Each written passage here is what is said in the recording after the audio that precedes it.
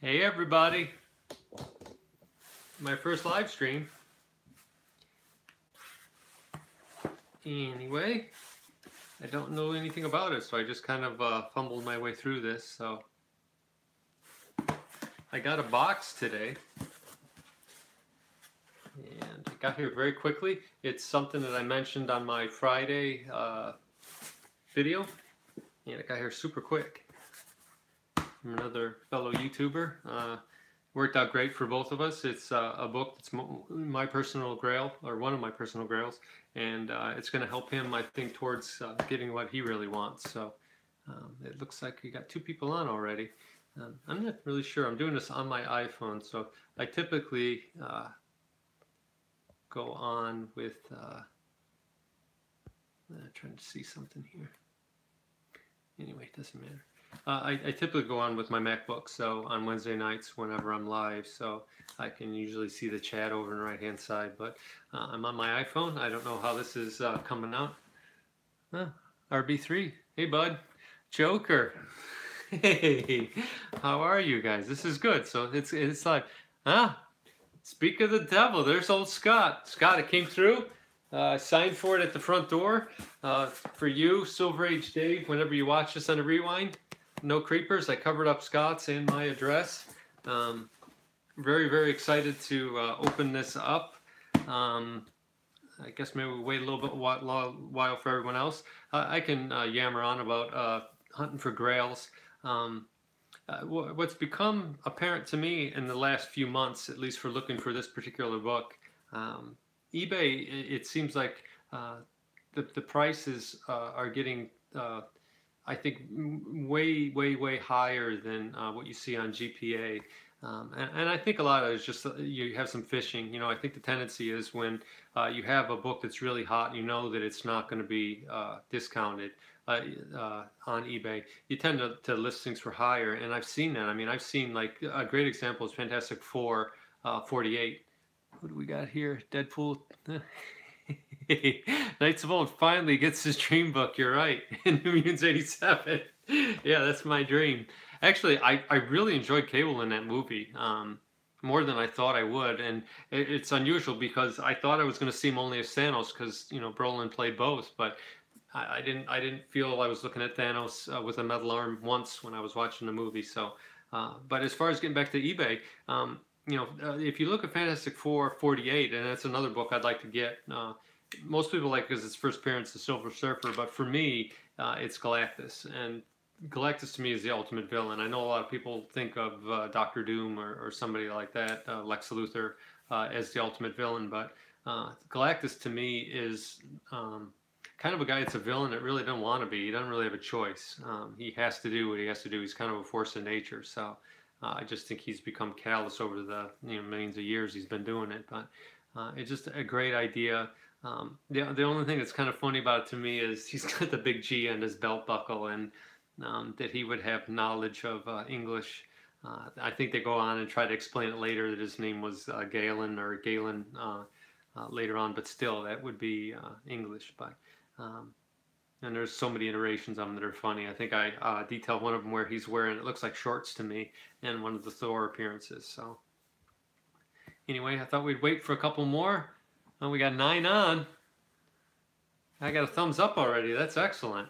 So it's Saturday, so I imagine everyone's really busy. I spent the day going through a punch list that I made for everything, you know, even minor that's not right with the house.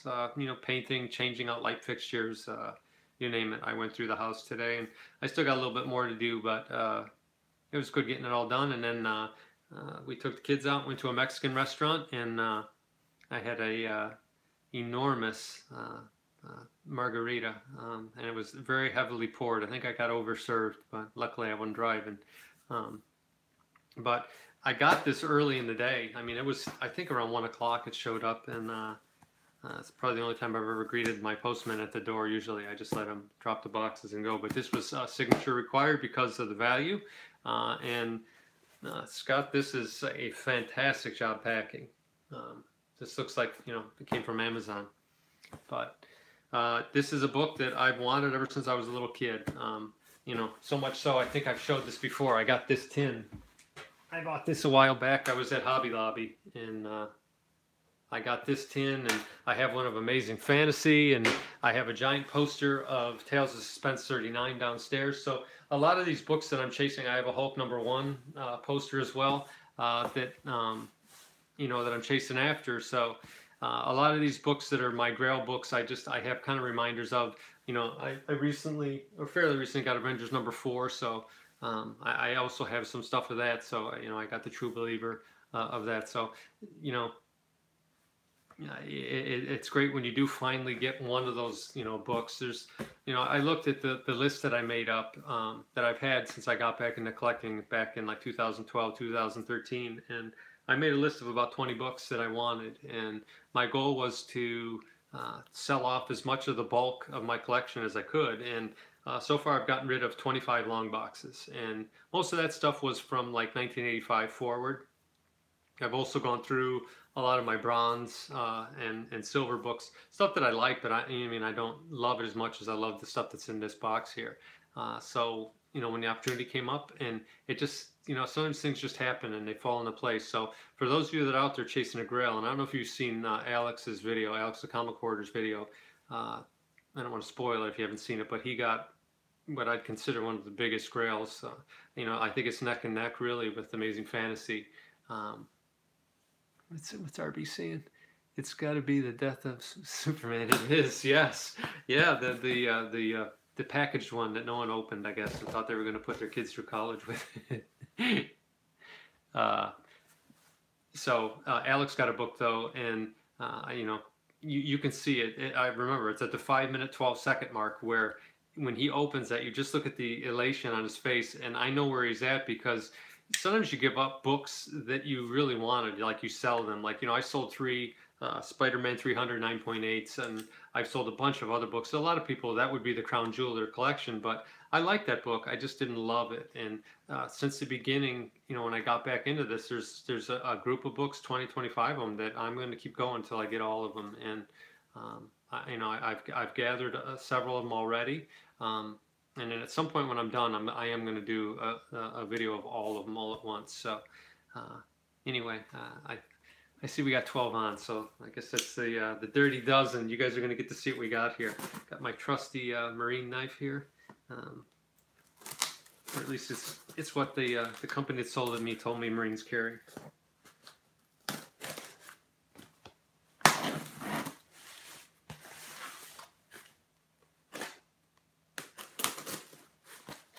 Never done this live before, so this could be some sadness if it got crunched or something in transit.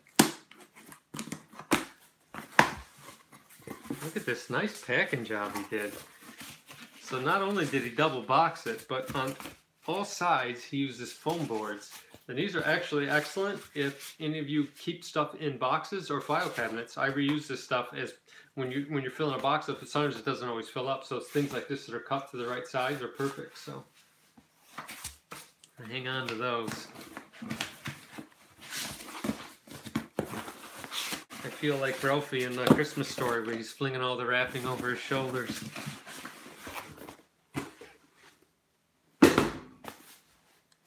Alright. I don't know if any of you watch The Simpsons, but there was one, I think it was the end of last season, where the comic book guy is watching unboxing videos, and his girlfriend or spouse is kind of making fun of him. He's watching, he's like, you know, he's watching, oh yeah, cut that box. He's getting all excited. It's like he's watching porno on the computer, but he's really just watching a guy open up a comic book. Nice mailer. Look at this, huh? Blue tape. What's easier than that, right? I always ship with blue tape. Nothing worse than that clear packing tape. Look at this, huh? Then the interior blue tape as well. Now, one of the books is a Grail for me, but the other book that he had up for sale isn't a book that I chase, but I always thought if I had an opportunity to get it, and the story behind Scott's in particular intrigued me. He had it since he was 5 years old. So getting back to the sacrifice I talked about when Alex did his video, and I talked about sacrifice on Wednesday night chat as well. To sacrifice a book that you bought off the shelf when you were 5 to get after this book, when I saw that, even if I didn't want the book, I wanted to help Scott out get to his goal, because we're all kind of in this together, and it's just the way I feel about it. When I see you all get great books, when RB3 got his Amazing Fantasy 15 a few months ago, just anybody. I mean, Anthony's got a number of great books that he picked up, and in a kind of small way, when you guys get those books, I kind of feel like I got them too, because we're all part of the same community. So, but that book in particular was, and it's beautiful. I think the grade is much lower than this book. It's absolutely beautiful. It's clean. It's Hulk 181, and it's just very meaningful that it was his original off the rack copy when he was a kid. And I think we're the same age, Scott. I was born in 1969, and I think you were as well. So I'll take this out of the off go the panties, as Dr. Von Chilla would say. And also, any of you that know Doc, send him a message your way. His little dog Petey's not doing well. They think it's pancreatitis, but it's rough. I don't know. Some of you don't have pets, but when you have pets, they kind of become your kids. And I don't think John has kids, so I know he especially so is attached to his pets. So the pets, if you get a moment, just send John a note and tell him you're thinking of him. It'd mean a lot. I'm sorry, I have very poor vision, guys, so without my glasses, see what happens is these notes come up and then they fade away. And it's almost like they know when I'm looking at them, because then they fade away faster. But it is a beautiful copy. Thanks, Carl on bass. See, Carl, I wish you were here. You could lay a walk-in bass line for me while I was opening these. It'd be pretty cool. Boy, it's a nice book. I know Dr. Von Chilla calls this the something Hurl, he calls it, but it's a Bronze Age book. I grew up in the Bronze Age. It's my favorite era. I do have an affection for Silver Age, but Bronze Age books to me were my favorite, especially the 20-cent, 25-cent era. By the time they got to where it still said 35 cents was my least favorite. That's where things started to turn for me. But again, so you can reuse that. And then here's the big moment for those that may or may not have guessed. This is the comic book of Steve. Is that who I just saw there? CBR? Or CBA? Off go the panties. That's for you, Doc, even though you're not watching. Here's the fantastic book that I got. God, it's beautiful. I tell you what, Scott, this looks way better than the pictures. Boy, that's a beauty. It's a book I've always wanted. Fantastic Four, #1. Sorry about the glare, guys. There's not a lot I can do about it. We don't get much glare in Western New York, so I'm not going to complain.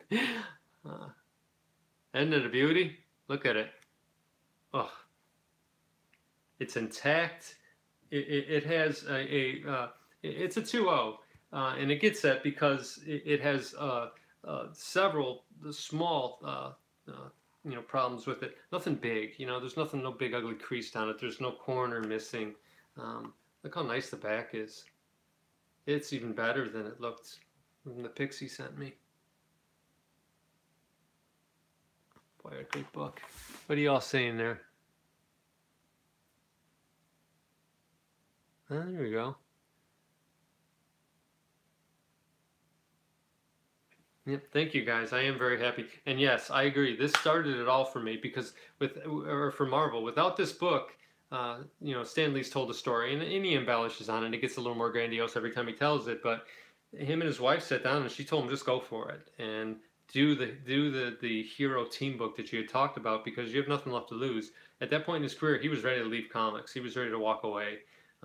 So he had nothing to lose. So him and Jack sat down and they bounced this thing out, and I'm so glad they did because obviously shortly thereafter it was just an explosion of ideas with the Hulk, and you had Iron Man, and you had Thor and Journey into Mystery, and then not too far after that you had the team books with X-Men, Avengers, and then a few years after that you had Daredevil and everything else, the Silver Surfer and all these other characters. So without this book, this wouldn't have happened. And what's funny to me is I started reading this week this book, which I do think Jack Kirby pretty much took his entire character cast from and you know, moved it over into Fantastic Four. I mean, one guy's name is Rocky, and he's the one that is basically Ben Grimm when you read this. So if you ever read this, I got this at Ollie's for I think $2.99 when they had that crazy sale on.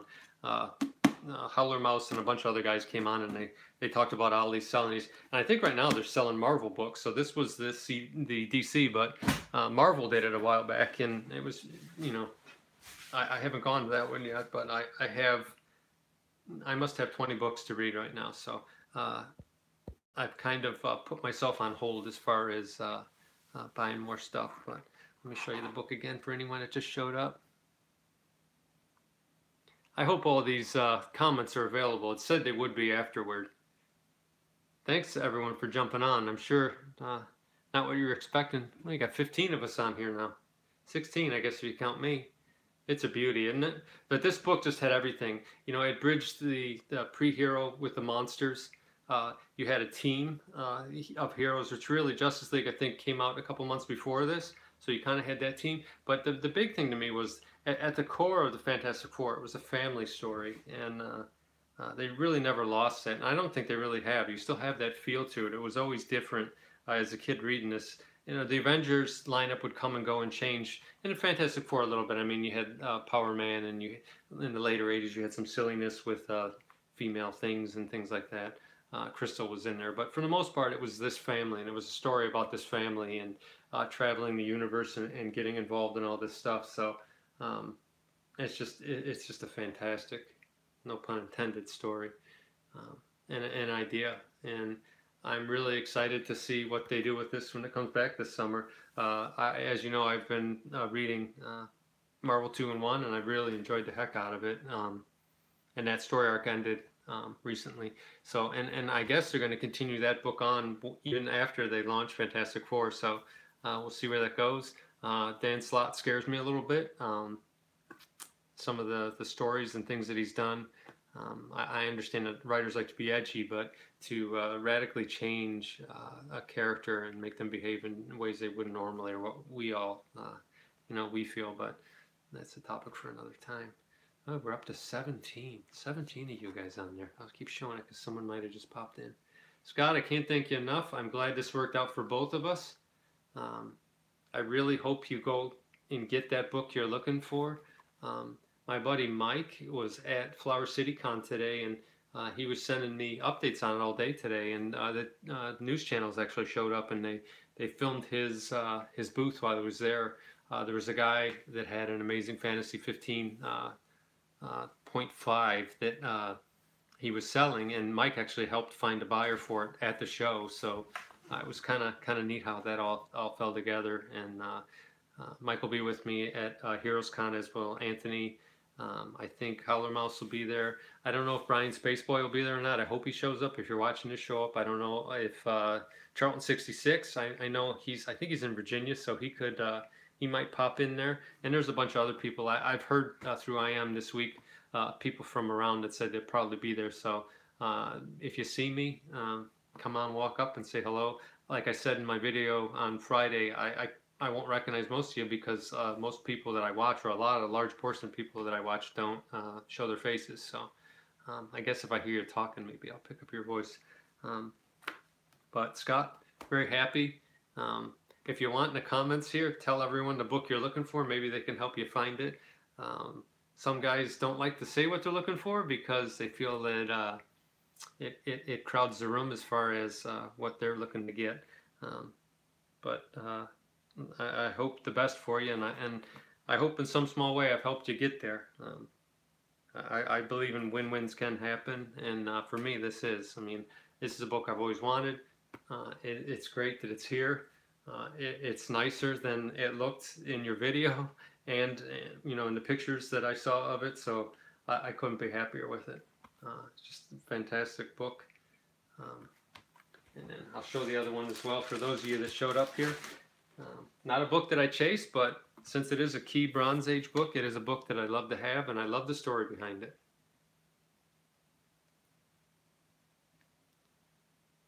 Really nice. And this back is one of the most nondescript backs of any of the books, but in the Bronze Age, this thing was on there a ton. And then the other one was one with the guy with the black hair parted on the side. I think it was talking about going back and getting your GED, but these two are the ones I always remember. That, and then my all-time favorite is the Eva Knievel back. That should be on the back of every single comic book, I think. Boy, is this nice. Sure looks nicer in the 3.0, I'll tell you that, Scott. But again, it must just be an accumulation of small defects is what causes it. Whites are white, great color. He took really good care of this, because you must have been like 5 years old when this came out in 1974. Same as me, so it's a beauty. Who is this? Bibi Boca. I don't know who that is. Anyway, welcome on. Welcome aboard. Just celebrating that I got Hulk 181. Great book. And Fantastic Four, #1. Beautiful colors. I love the reds. Reds are always the first to go in these older books. The red ink UV destroys them or breaks them down quicker than any of the other colors. So it's just a nice book. Boy, it's great. These are up to 18 now, so look at them. Aren't they beautiful? You like that glare I got going? Boy, it's great. They look great back there in the rack, huh? Those are the recently acquired All-Star Western #10. That's another book that I wanted. Oh, we have to do the ceremony. Almost forgot. Gotta have the ceremony.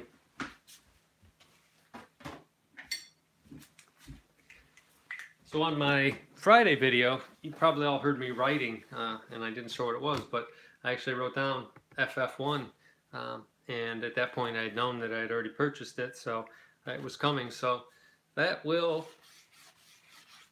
complete the 2018 list. Now there are a few other books that I want to go after. I mentioned them a little earlier. Hulk 1, Tales of Suspense 39. Those are the two big ones, and then obviously Amazing Fantasy 15 at some point. I have close to 80 slabs coming back from CGC, so my plan is to sell those off and build up enough that I can go after Amazing Fantasy 15.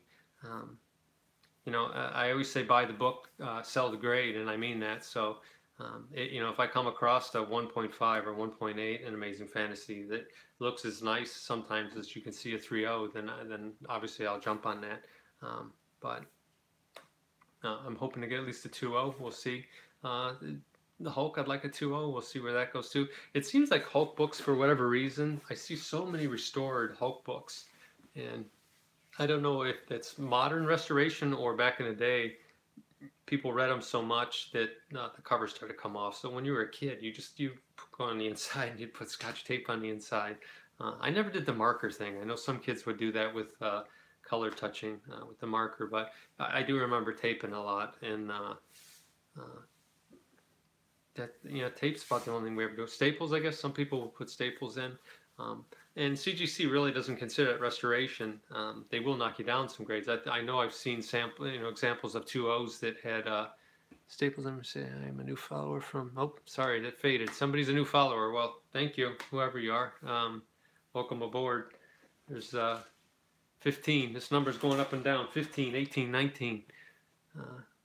Anyway, I'll keep showing these books for anyone that's just popping in. So I got a Hulk 181 here. It's a beauty. I think the next book you go after is Avengers #4 without a corner tail. You know what, Ray? There are people that have IM'd me, and I don't know, they need to rewatch the video, because I think maybe either they turned it off after that happened, or they didn't realize that it really wasn't my book that got torn. It was about a week ago somebody actually sent me a message, or I think they commented on that video, that, geez, too bad what happened to the book, or I can't believe that happened to the book. And I don't know if they realized it was just a joke. It really didn't happen. So if you're watching that we didn't tear that book. It's sitting right back there, and I actually got a grade bump on it in a new case. So and I don't have Mike chained up in my basement. I know it might have looked that way in the video, but he's down in my basement of his own free will. No. But Mike's at a show. It's Well, what time is it? Well, he's probably packing up now. It's a Saturday Sunday show, so he'll be open again tomorrow. I think they open at 11 tomorrow, 11 to 5, Rochester Flower City Con at the Riverside Convention Center. So the last note he sent to me, or text he sent to me, he had a big crowd of people around him.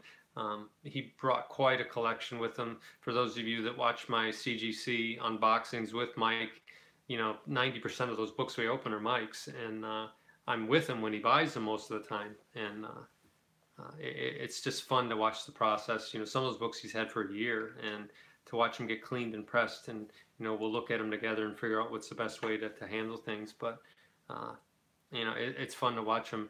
This is his first show that he's done, so I think did really, really well today. So I'll get the numbers from him tonight when he checks in with me. But we're both trying to build up money to go to Heroes Con in North Carolina. So this was a book that I was going to look for there. So Scott, again, I know I've thanked you probably 10 times already, but thanks for this.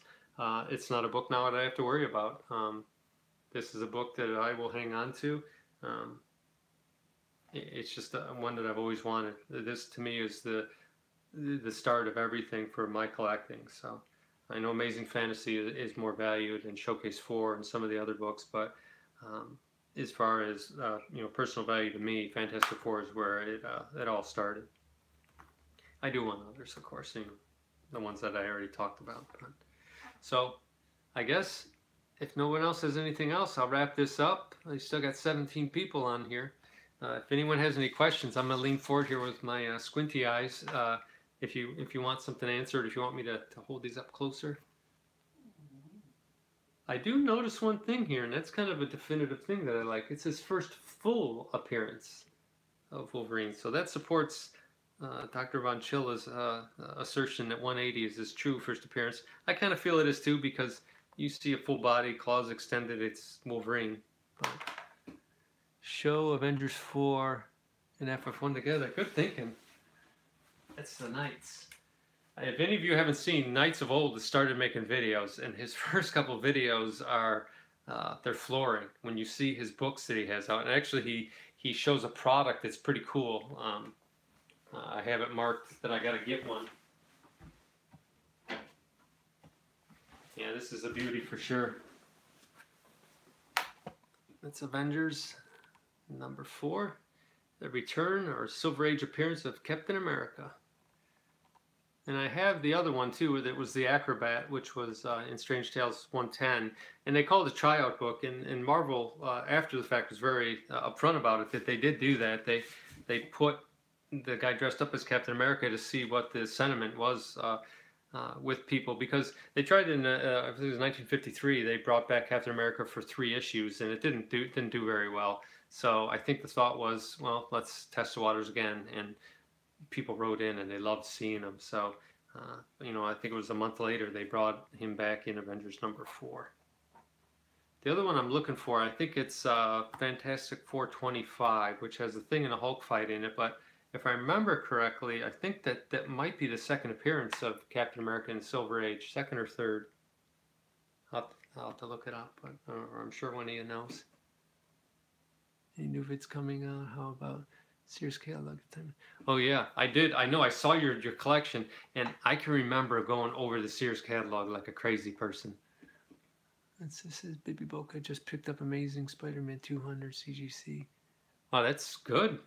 A 9.8. Anything. The thing about in Ray RB3, you can speak up on this. You can look at any numbers for any of these key books, and you put a 98 in or a 9.8 in there, and it just skews the numbers. It's just like you could have a modern book say that, and I sent a bunch in, and because I looked at them, like say something like a New Mutants 1.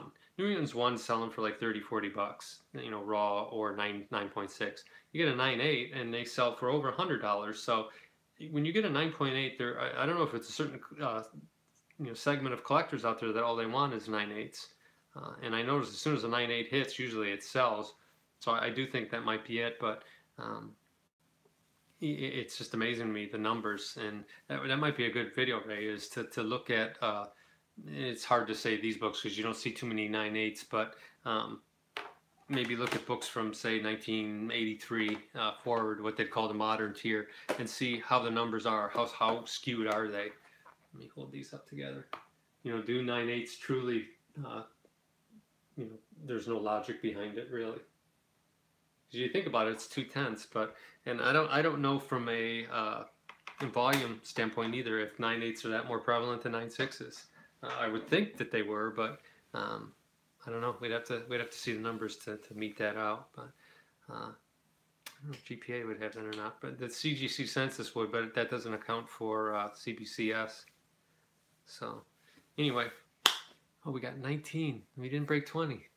How long have I been on here? I've been talking for a half hour. That's longer than any of my videos. Well, thank you all for stopping in. They look good.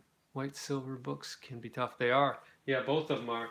I mean, the Avengers, especially this one, most of the ones I've seen are always really tan, and it's just a personal preference. I don't like when you get that real bad tan edge all the way around the border around it. The only exception to that is Captain America 109, where he's busting through the newspaper. I actually think that kind of adds to it when you see that that tanning edge to it. But this book is fantastic. And then the Fantastic Four book, the only ones I've ever seen that are truly white is the Golden Records reprint that they did in 1966. That one's like, you know, copier paper white. I don't think this one ever was white.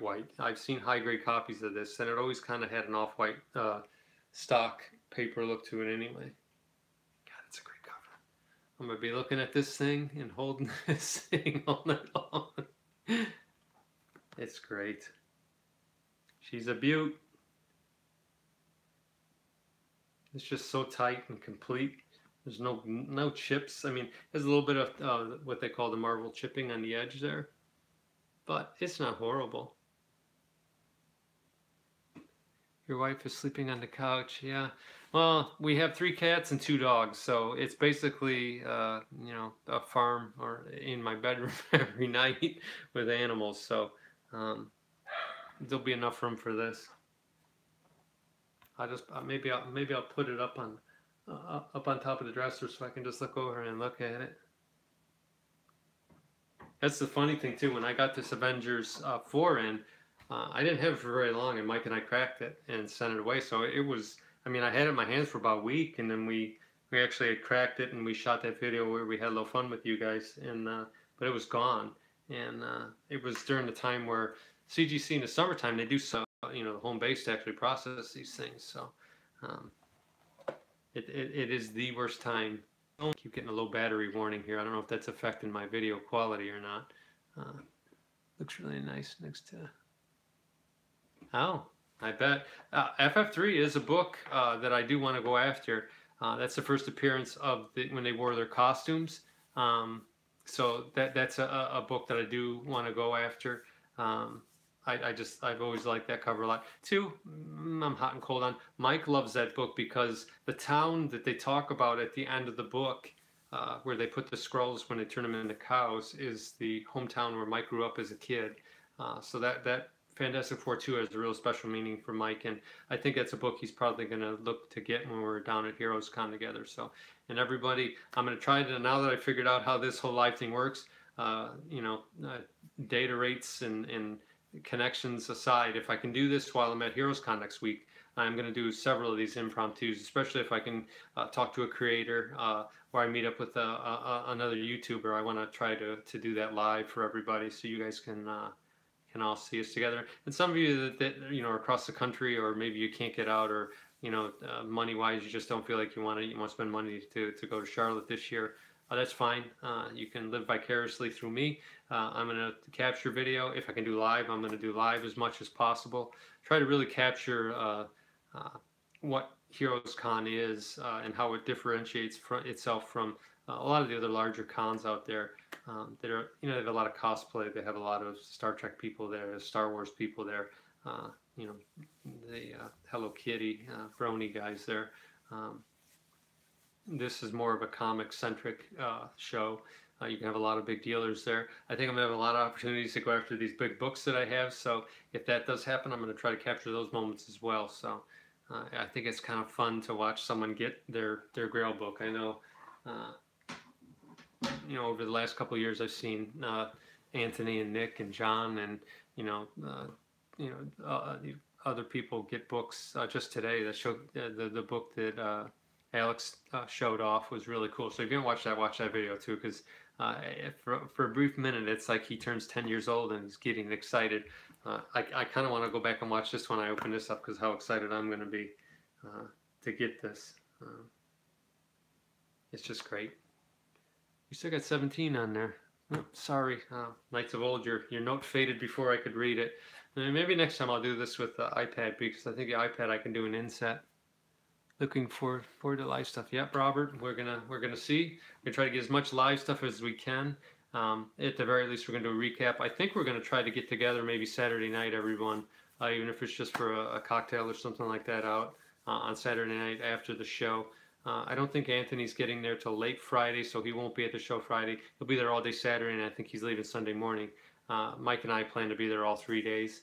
And yeah, Alan, after comics, he's going to be there. I know he's mentioned he's going to be there for sure. So anyone else, I don't know if YouTube IM is working so good these days. So I did get a message saying I think it's July they're going to pull the plug on it basically. So which is fine because I don't think it works that well. But anyway, any of you comment on this thing if you're going to be there. I'll be there. I plan on being there when the doors open on Friday, flying in Thursday night. So staying with my nephew down in Charlotte, so that'll be nice. So Friday, Saturday, Sunday, I don't leave till 7:30, 8 o'clock. Sunday night, I'll be flying out back up here to Western New York. So I'm sure I'll be dragging by then and penniless, but hopefully I'll get some books. And for the big part too, when I go to larger cons like that, it is about the experience. And sometimes when you go to these smaller local shows, you don't get that same feeling. It's you get the smaller time dealers, and you get people walking around. I mean, I don't know how many times you can see a guy squeeze himself into red spandex trying to be Deadpool. It's always been about the comics for me. Hopefully Heroes Con, they have some good creators there, because that's my favorite part, is seeing some of the older creators, but also I like to talk to the younger guys that are out there now doing it, because it's changed so much. And you know these guys, you know their names more than when I was a kid. I mean, you knew Jack Kirby and people like that. It wasn't really till I'd say John Byrne came around to where these guys kind of became, in our world, superstars, to where people would go to something just to see a creator. Before then, it was I gotta believe they probably sat pretty lonely at tables, just hoping that someone would come talk to them. And a lot of these shows I go to, I'll talk to the older guys. I spent some time with Bob McLeod at one, and Mike Zeck at another one, and they're both older guys. And there was newer creators there, so the younger crowd would all huddle around these guys and stand in line to get the autographs and picture opportunity with them. But I just enjoyed listening to the old stories, talking to these guys. Joe Jusko's another one too. He's a really good painter, and I enjoy spending time with him and talking with him. But so if you haven't gone to a con, hit up a con, even if it's your local one. If you can, try to make it to one of these big ones. The other one that I've heard is really good is Baltimore. I've heard that's very comic centric as well. That if you're hunting for certain key books, they usually have a large array of them. And I know San Diego and New York, you get a book like Fantastic Four, and they're going to put an extra $1,000 on it because they know there's going to be guys there that maybe really aren't comic guys, but they'd spend a ridiculous amount on this book just so they have it. They heard of it. Say Avengers movie. I heard of Avengers. There's Avengers 1. And, they pay $6,000 for it when it's a $2,000 book. So I think that's just what happens. It seems like to me New York City and San Diego have become more of a show than a convention. As far as buying comics from the people I know that go. I haven't been to either one before. My friend Mike goes to New York City every single year. I used to want to go to San Diego, but I don't know. I don't know if I want to go to it anymore. It's kind of become a spectacle more than anything. I think I'd rather go to smaller ones like Heroes Con and I think I want to check out Baltimore. Maybe next year Baltimore would be the one that I check out. I have been to ones up in Canada before. It was pretty good. The exchange rate you do good on, but I think it's one of those things too. There's hit and miss. What do we got here? I've been to Baltimore the past few years. Lots of books, vendors, lots of. Huh. So it is. It sounds like it's a mix where you do still have a lot of the cosplay stuff going on, but you have the books. And I really kind of like the panels where it's the creator and it's very intimate. Where you might only have 100, 200 people in the room and they answer questions, and it's it's kind of like Twitter without the nasty side of it, without people saying horrible things to these creators, because at the end of the day, they're still people. And I don't know for any of you that have seen it, but Scott Spencer started his own YouTube channel, and he has a video called Beginnings. It's very long, and I've been watching it in segments, and it's funny because you listen to him and you realize how unsure they are themselves when they write these things, and you think, God, he's written so many great books. He's written Batman, he's written Captain America, he's written all these things, and when you hear him talking, and it's just him like this, he's talking on YouTube. There's no production, there's no anything. It's actually pretty badly done, but you realize these guys are just people like us, and they're creating, and I'm thankful for it. I understand that people don't like when their favorite characters, they maybe write them a certain way. You don't like the way that it goes. I wasn't a big fan of what they did with the Nazi cap and that whole thing.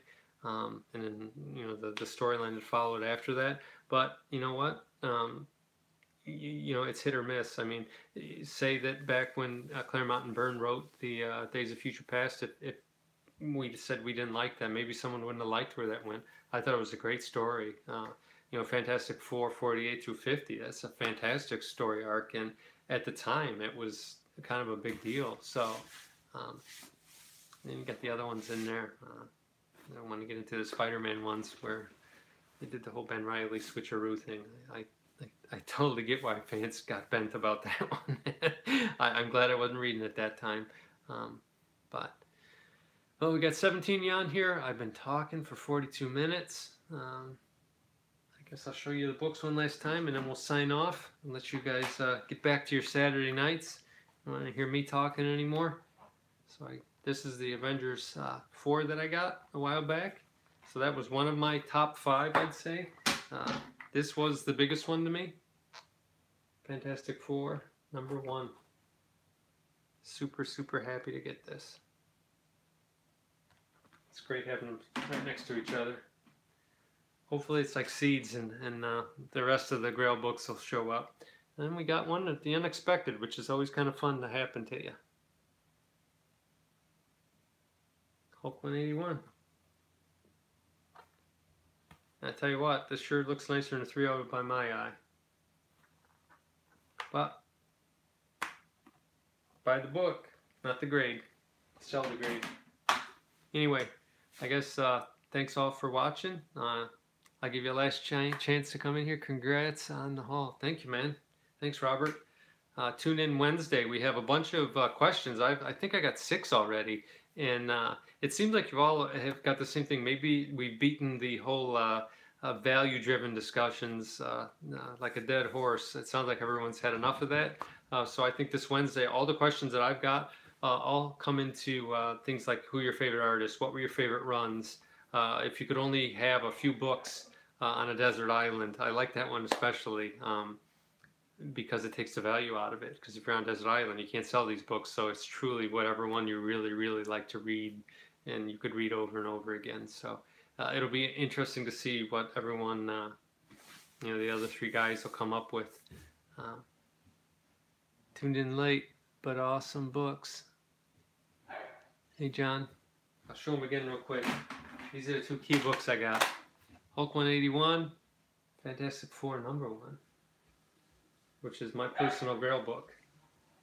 So it's funny, after I got this, a few of my YouTube and guys that I know said, "Are you still going to Charlotte?" And I'm like, "Yeah, I'm full speed ahead on getting all the Grails." That's the plan I had from the beginning, was to sacrifice buying more stuff, selling off stuff I didn't truly love, and going after this core group of books that I really want to get, 20 to 25 books that I really, really want. I'm always going to have my landfill collection. That's my personal collection from when I was a little kid, 1974 to about 1978. I'll never sell those books. For one thing, they're really probably not worth anything in the condition they're in, but they mean so much to me that I won't ever turn them loose. So um, that's where we are. So we're at 19 still. Well, thanks everyone for tuning in. It's 45 minutes. That's really long, huh? Just been talking away here. Anyway, thanks everybody, and probably next I see you will be Wednesday night on the Wednesday night chat. And then after that, next time you see me, I'll be on the show floor in Charlotte, North Carolina at HeroesCon 2018 with Mike and Anthony Reaper Tate will be there. And we'll see what happens. We'll see if we get some good books. I'll try to show you as much as I can.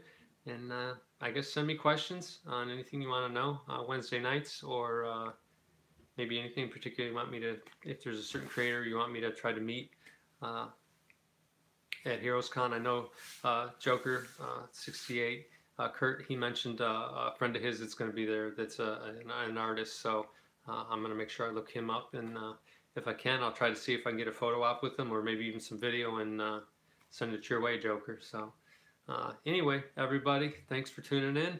Happy Saturday night. I know I'm going to be happy. Oh, I will. I'll try to interview as many people as I can. Bueller does a great job with that. I don't know if any of you guys have seen him interviewing people, but it's funny, and he does a good job with it. His interview with Jim Shooter was great. I watched that a couple of times, and Jim Shooter is still bitter after all these years, but he's definitely a guy that's Hall of Fame type guy. He had a lot to do with the books that I enjoyed as a kid growing up. So I could just keep rambling all night, couldn't I? Anyway, you guys just keep saying stuff, and I'll just keep babbling all night till that the people on there ticks down to 0, and I realize I'm just talking to me and my lamp over there. So anyway, everyone have a good night. Thanks for tuning in, and I'll talk to you later. Remember, life, liberty, in the pursuit of comics.